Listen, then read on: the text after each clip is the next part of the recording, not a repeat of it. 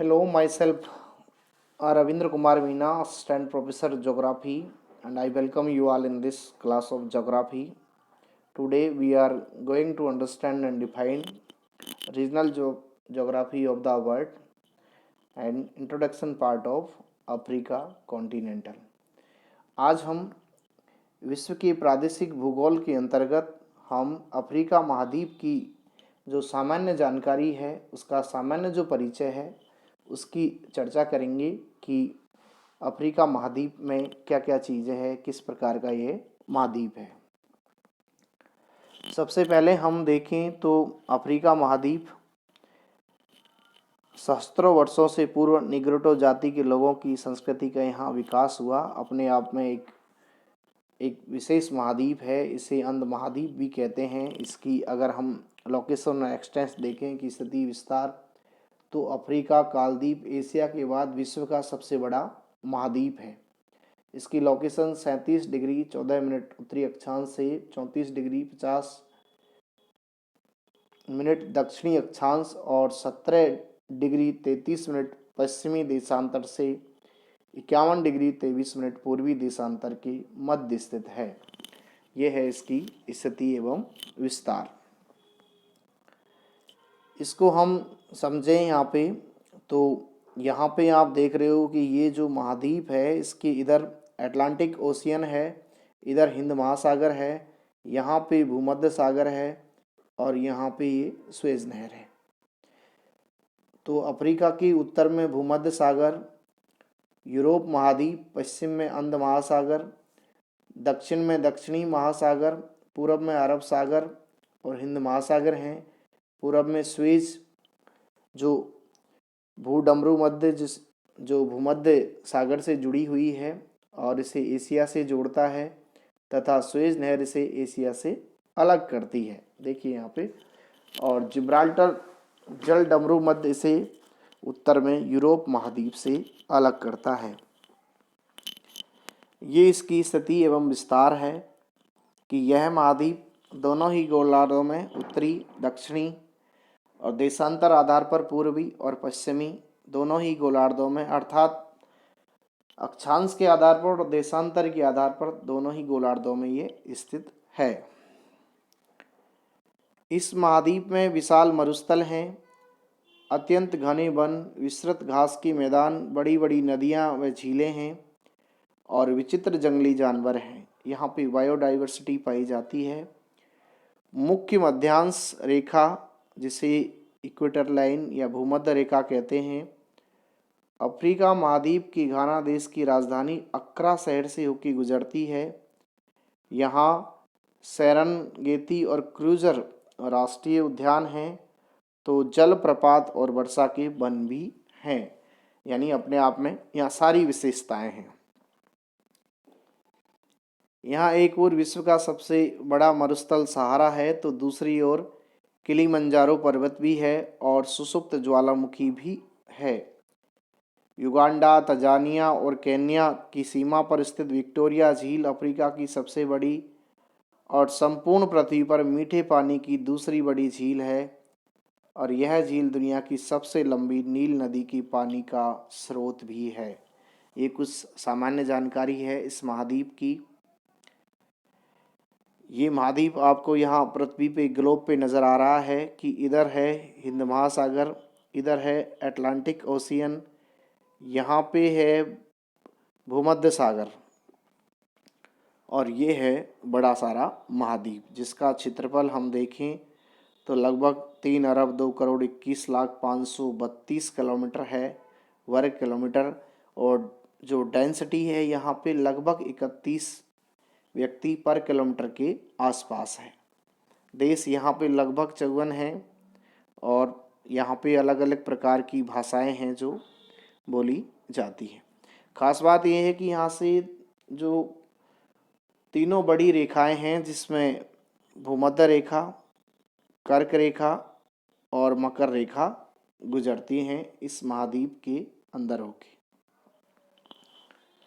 अगर हम इसकी ऐतिहासिक जानकारी की चर्चा करें इस महाद्वीप की, तो कुछ इतिहासकार और भूगोलवेत्ता भी ये मानते हैं कि इस महाद्वीप में सबसे पहले मानव का जन्म और विकास हुआ है और यहीं से जाकर वे दूसरे महाद्वीपों में बसे हैं। इसलिए इसको कुछ इतिहासकार मानव सभ्यता की जन्मभूमि भी इस महाद्वीप को मानते हैं। यानी कुछ भूगोलवेत्ता, कुछ इतिहासकार ये मानते हैं कि विश्व में इस पृथ्वी के ऊपर सबसे पहले मानव की उत्पत्ति अफ्रीका महाद्वीप से हुई है, जबकि कुछ भूगोलवेत्ता ये मानते हैं कि मध्य एशिया से मानव की उत्पत्ति हुई है और बाकी के देशों में वो वहीं से फैला हुआ है। यहाँ विश्व की दो प्राचीन सभ्यताएं मिस्र और कॉर्थेज का विकास हुआ है। अफ्रीका के बहुत से देश द्वितीय विश्व युद्ध के बाद स्वतंत्र हुए एवं सभी अपने आर्थिक विकास में लगे हुए हैं। अफ्रीका अपनी बहुरंगी संस्कृति और जमीन से जुड़े साहित्य के कारण पूरे विश्व के अंदर अपनी एक अलग पहचान के लिए जाना जाता है। इतिहास हम देखें तो अफ्रीका महाद्वीप के नाम के पीछे कई कहानियां और धारणाएं हैं। 1981 में प्रकाशित एक शोध के अनुसार अफ्रीका शब्द की उत्पत्ति बर्बर भाषा के शब्द इफ्री या इफ्रान से हुई है, जिसका अर्थ गुफा होता है, जो गुफा में रहने वाली जातियों के लिए प्रयोग किया जाता है। एक और धारणा के अनुसार अफ्री उन लोगों को कहा जाता है जो उत्तरी अफ्रीका में प्राचीन नगर कॉर्थेज के निकट रहा करते थे। कॉर्थेज में प्रचलित फोनेंसियन भाषा के अनुसार अफ्री शब्द का अर्थ धूल है। कालांतर में कॉर्थेज रोमन साम्राज्य के अधीन हो गया और लोकप्रिय रोमन प्रत्यय सीए, जो किसी नगर या देश को जताने के लिए उपयोग किया जाता है, को अफ्रीका के साथ जोड़कर अफ्रीका शब्द की क्या हुई, उत्पत्ति। ये कुछ जानकारियां हैं, ये बता रही हैं कि ये महाद्वीप आज भी पिछड़ा हुआ है और यहाँ पे आदिम प्रकार की जनजातियां निवास करती हैं और किस प्रकार से इसका नाम अफ्रीका महाद्वीप पड़ा है। अफ्रीका के इतिहास को मानव विकास का इतिहास भी कहा जाता है। अफ्रीका में 17,50,000 वर्ष पहले पाए जाने वाले आदि मानव का नामकरण होमो इरेक्टस अर्थात ऊर्ध्व मेरुदंडी मानव हुआ है। होमो सैपियंस या प्रथम आधुनिक मानव का आविर्भाव लगभग 30 से 40,000 वर्ष पहले हुआ। लिखित इतिहास में सबसे पहले वर्णन मिस्र की सभ्यता का मिलता है, जो नील नदी की घाटी में ईसा से 4,000 वर्ष पूर्व प्रारंभ हुई। ये कुछ जानकारियां हैं इस महाद्वीप के बारे में। इस सभ्यता के बाद विभिन्न सभ्यताएं नील नदी की घाटी के निकट आरंभ हुई और सभी दिशाओं में फैली। आरंभिक काल में इन सभ्यताओं ने उत्तर एवं पूर्व की यूरोपीय एवं एशियाई सभ्यताओं एवं जातियों से परस्पर संबंध बनाने आरंभ किए, जिसके फलस्वरूप महाद्वीप नई संस्कृति और धर्म से अवगत हुआ। ये ऐतिहासिक विकास की कहानी है इस महाद्वीप की। ईसा से 1 शताब्दी पूर्व तक रोमन साम्राज्य ने उत्तरी अफ्रीका में अपने उपनिवेश बनाए हुए थे। ईसाई धर्म बाद में इसी रास्ते से अफ्रीका पहुंचा और 7वीं शताब्दी पश्चात इस्लाम धर्म अफ्रीका में व्यापक रूप से फैलना शुरू किया और नई संस्कृतियों जैसे पूर्वी अफ्रीका की स्वाहिली और उप सहारा क्षेत्र के सोंगाई साम्राज्य को जन्म दिया। इस प्रकार यहाँ पे विभिन्न सभ्यताएं पनपी हैं, जिसमें ईसाई धर्म और फिर उसके बाद इस्लाम धर्म का यहाँ पे आविर्भाव हुआ है। इस्लाम और ईसाई धर्म के प्रचार प्रसार से दक्षिण अफ्रीका के कुछ साम्राज्य जैसे घाना, ओयो और बेनिन अछूते रहे। उन्होंने अपनी एक विशिष्ट पहचान बनाई, यानी कि वो इनसे दोनों ही धर्म से अलग रहे और अपनी जो प्राचीन संस्कृति थी उसको बनाए रखा।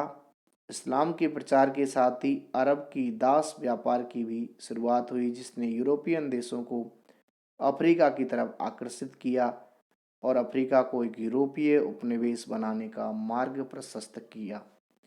जिस प्रकार यहाँ इस्लाम धर्म का प्रचार हुआ, उसके बाद यहाँ पे अरब दास व्यापार यानी यहाँ के लोगों को बंधक बना के या प्रलोभन देके विश्व के अनेक हिस्सों में दास बना के मेहनत मजदूरी के लिए उन्हें ले जाया गया। और यहीं से जब यूरोप महाद्वीप में कामगारों की कमी होने लगी तो यूरोप के लोग भी इस महाद्वीप की ओर अग्रसर हुए और यहाँ के लोगों को उन्होंने भी बंधक और दास बनाकर विश्व के अनेक हिस्सों में पहुंचा दिया खुद के फायदे के लिए।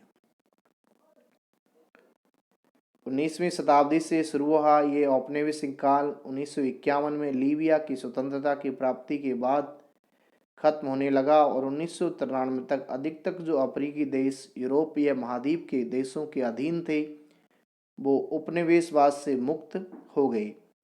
पिछली शताब्दी में अफ्रीका राष्ट्रों का इतिहास सैनिक क्रांति, युद्ध, जातीय हिंसा, नरसंहार और बड़े पैमाने पर हुए मानवाधिकार की घटनाओं से भरा हुआ है। अगर हम हिस्ट्री देखें तो इस महाद्वीप के अंदर बहुत सारी जातीय हिंसा, नरसंहार, क्रांतियाँ और युद्ध हुए हैं। ये इस महाद्वीप की सामान्य जानकारी है। नेक्स्ट वीडियो के अंतर्गत हम एक एक करके यहाँ की जलवायु, अर्थव्यवस्था, जनसंख्या, कृषि, प्राकृतिक वनस्पति का अध्ययन करेंगे। Thank you.